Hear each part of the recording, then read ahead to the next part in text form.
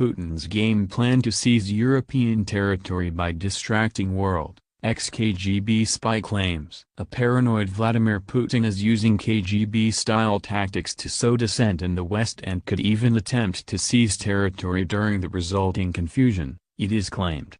The president has caused outrage in the UK and abroad after it emerged thousands of Russian-based social media accounts attempted to influence polls including the US election and EU referendum. And by causing distraction much like the hacking scandals, it could help him seize foreign territory in a similar way to annexation of the Crimea in 2014, according to a former KGB spy.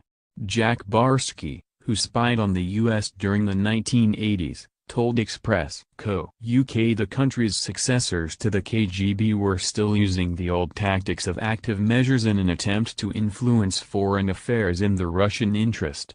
Putin has spoken of his admiration for the KGB before and was an agent of the intelligence service before he entered politics. Mr. Barsky, author of Deep Undercover, said, "Today, Russia is doing the same thing, causing trouble, but of course they are using modern tools to achieve their goals.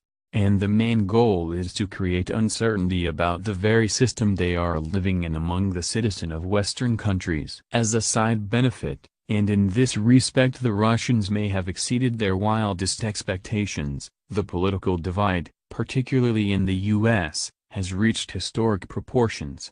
Our political parties are so darn busy fighting with each other that they lose sight of who the real enemy is." With that kind of internal focus, it might be easier for Putin to get away with something similar to the annexation of Crimea. Mr. Putin and his intelligence chiefs have a number of aims, including shaking faith in Western democracy and distracting other countries from Russian actions. It follows a warning by NATO that Europe should shore up its defenses after high-profile war games by Russia in recent months. Britain, the US and other NATO members have descended on Eastern Europe for military drills at the border with Russia's enclave Kaliningrad.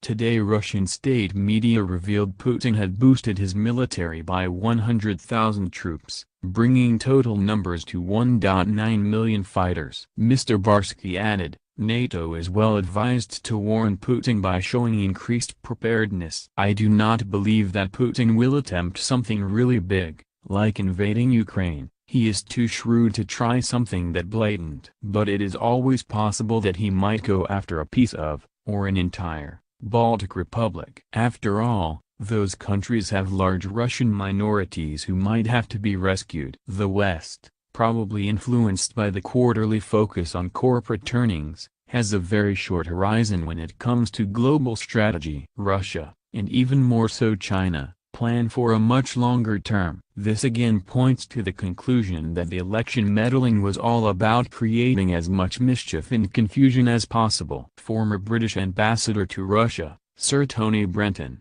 agreed Mr. Putin's regime was clearly using so-called troll factories to spread dissent in the West but claimed their scale and influence was grossly exaggerated.